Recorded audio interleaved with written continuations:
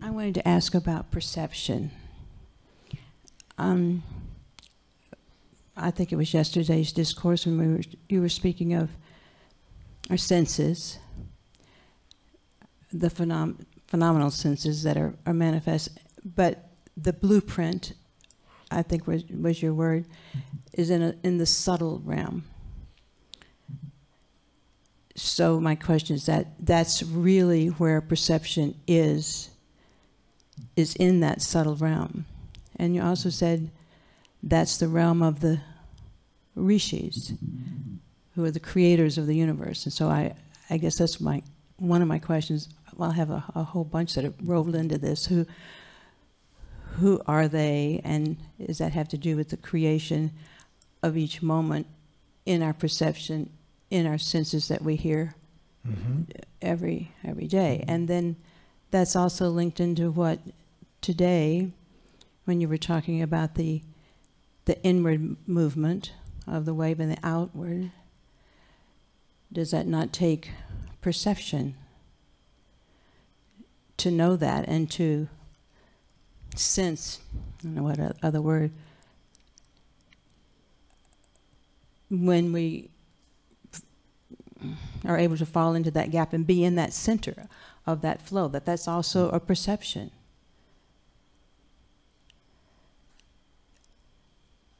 So I guess I just want clarity on all of that. I don't know exactly what my question is, except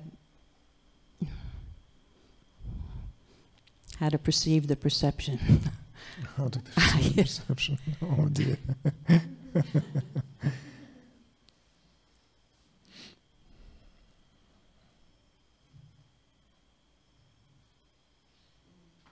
In a way, we could say that Tantra is the yoga of perception. We could say that.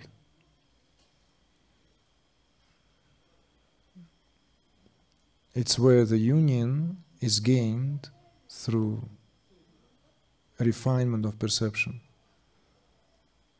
And everything is in the perception anyway. Everything is. It's just the degree of subtlety.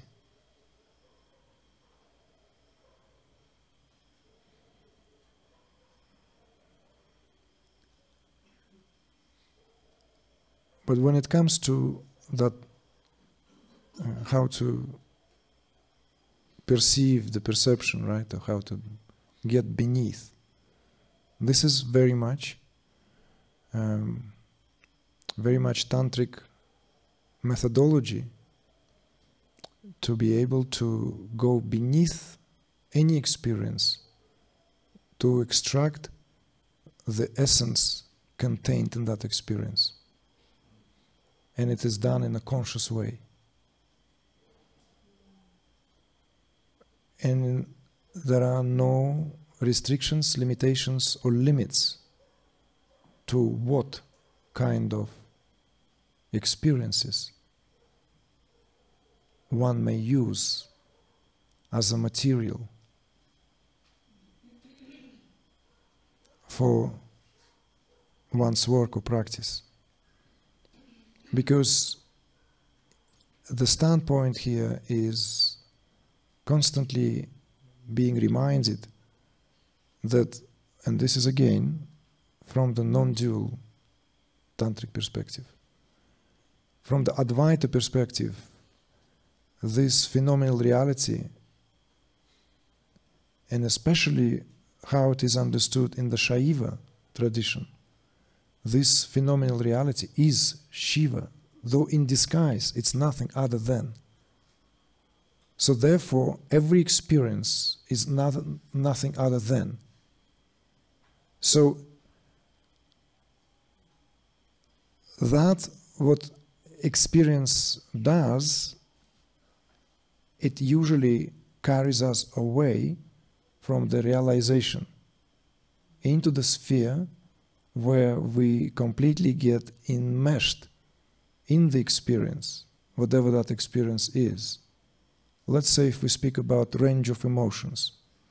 If we experience joy, then we're already there and then completely absolved by that experience. If we experience sadness, then that's all there is. If we experience disgust, or if we experience contempt, or if we experience jealousy, or if we experience anger, or if we experience hunger, you see? Like any range of, well, hunger is not a range of emotion, that got carried there, but let's say now we stick with the range of emotions. Any range of emotion that we might experience, the tantric understanding, if it is turned into a methodology, would be to go underneath that experience rather than being carried to the surface. Because in most cases, the experience of any sort would be rationalized there and then, you know, and then it further conceals the real thing. If we are angry with someone or something. There is not enough yet, if you will, awareness to know and to have direct information that we're never angry with anyone. It's an emotion, a powerful emotion. Or if we, let's say, experience, let's stay with this, what commonly understood as unpleasant negative experiences, because funny enough, they're more telling. It's easier to work with them. Why? Because if you already feel great, then you most likely will miss the opportunity to do any work. If you feel fantastic, if you feel, for example, if you experience joy, then very, very unlikely that you would want to go beneath that experience. That will suffice. But for true Tantrika, that will not suffice. So therefore, these so-called negative experiences are more telling. When we experience sadness, that sadness immediately translates into the reasons why we feel sad. That sadness immediately translated into situational setup, environment, what have you. It's in the nature also of the way our mind works. Mind constantly looks for reasons of why we feel the way we feel. There comes reminder. We spoke about this circle of the spectrum, which essentially everyone is subjected to that, even if we study a little bit, just a little bit of that, some of these basic tenets of Indian philosophy. And Samkhya is a very important one, though dualistic. It gives us very clear understanding of the processes in nature. And you may not have been exposed to that, but just to say, Samkhya philosophy deals with the concept of Purusha and Prakriti. And Prakriti simply stands for nature. Though Prakriti comes from Purusha, there is no way back. They are separate. It's a dualistic philosophy, and for a reason. Prakriti's main chief components are three major energies: Sattva, Rajas, and Tamas. You may have heard about this. Yes. So, Sattva, Rajas, and Tamas are like great spokes of the wheel that rotate that wheel. And Rajas is motion, desire, heat, passion, anything to do with movement has Rajas behind it. And Tamas is structure, inertia, stupor, also equated with ignorance. But it's structure, it's cohesiveness. And Sattva is equilibrium, light.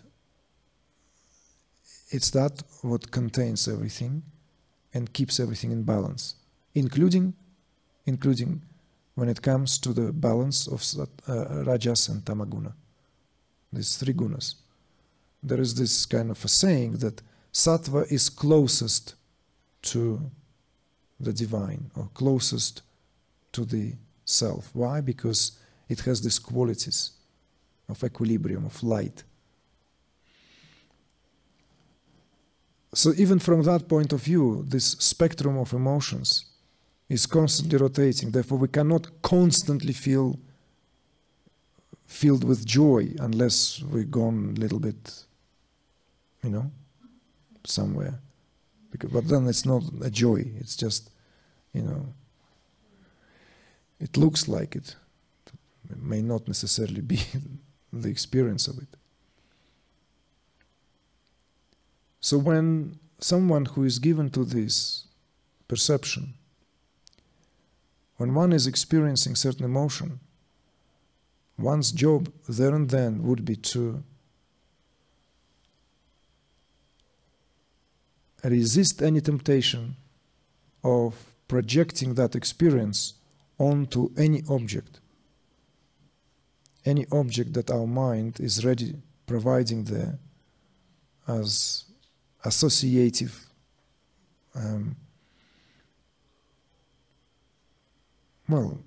anything. Him, her, so-and-so situation set up.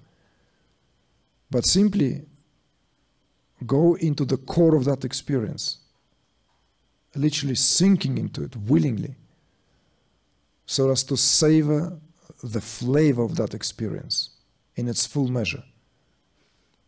Because you cannot just go under it if you fail to savor that experience. An attempt to go under will be equated or equal with bypassing that experience.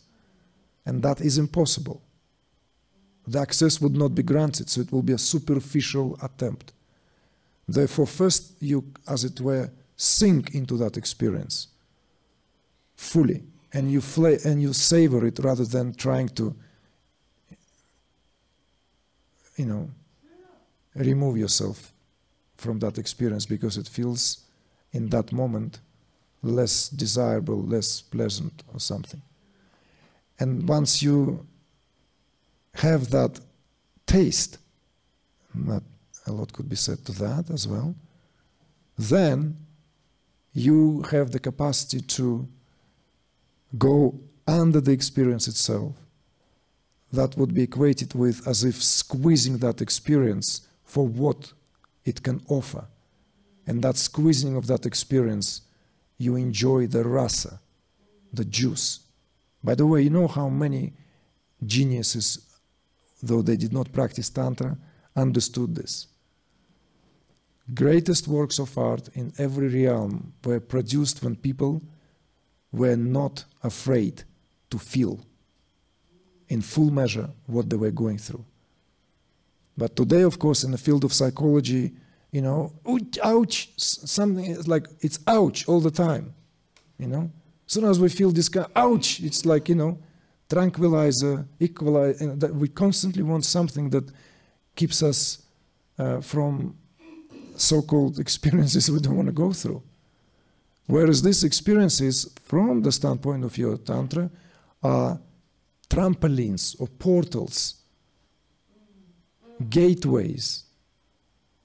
And guess what? In Tantra, there is no such thing as this is more desirable, this is less desirable experience. It's that kind of eating a raw flesh.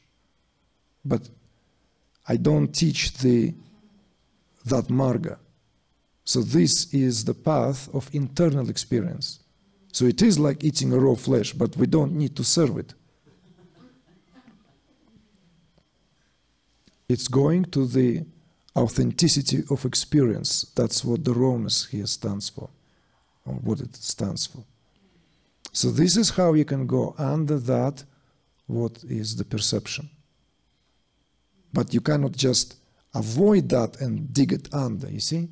The way to go under is to go through it, into it. But you can only do that if there is an opportunity to insulate that experience from any possibility of projecting that experience into the sphere, into the associative sphere. It takes a lot of courage, quite frankly, a lot of maturity and wisdom, a lot of, a lot of honesty as well. So therefore, not everyone cut for that work. You see? Not everyone cut. This is, I would call, an advanced level of how one can spill sadhana into the daily activity. This is an advanced level of emotional introspection.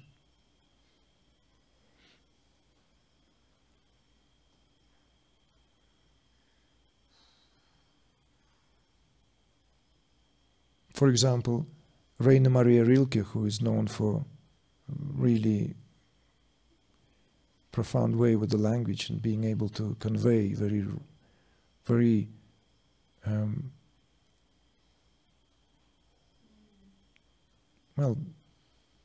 these states of what universally would be considered to be undesirable, right, into most beautiful poetry. And we also know, if we know a little bit how he worked, is that he would require completely kind of, like he would almost go into complete exile. He would go into deepest solitude. Again, you see, all these are methodologies of spiritual adepts. Completely. Not just going to the desk, like, okay, right, after the breakfast. And no, somewhere in unheated property, somewhere, given the access to, because, he can spend there some time alone and not to speak to a soul, to be able to get in touch with these reservoirs of pure creativity. And he was also had this very, very strong connection, that traditional connection of the poet and the muse, courting the muse. So this is as much on perception I can tell you, but like a refinement of perception. Now, we shared that quick exchange. Like as you're now dabbing with watercolors, you discover this. It changes the way you see. When you look at something, let's say, you look at the most beautiful landscape with an idle eyes of the passerby or holiday maker, or just, But then, when you have a paint box and you try to see how this can be conveyed or translated into marks on paper, right? Into colors, patterns. It's a whole different ball game. You begin to look in a different way. See, you begin to get underneath of that experience of just looking at that purple-orange sunset, of that deep turquoise water, or whatever that happens to be, the object of your attention at the time. You cannot otherwise, the more you look, the more you begin to perceive. And you begin to perceive in a different way. So there are your answers, you see. When you get beneath that experience, you begin to perceive in a way. You begin to perceive the beauty which is inherent, and that what makes that form alive and resonant within you as an observer. It's the deepest recognition of that what you see and behold in the deepest chambers of your own being. This is the real way of seeing. It also has another word, seeing through the heart. It's being able to perceive beyond just surface level of sensory apertures.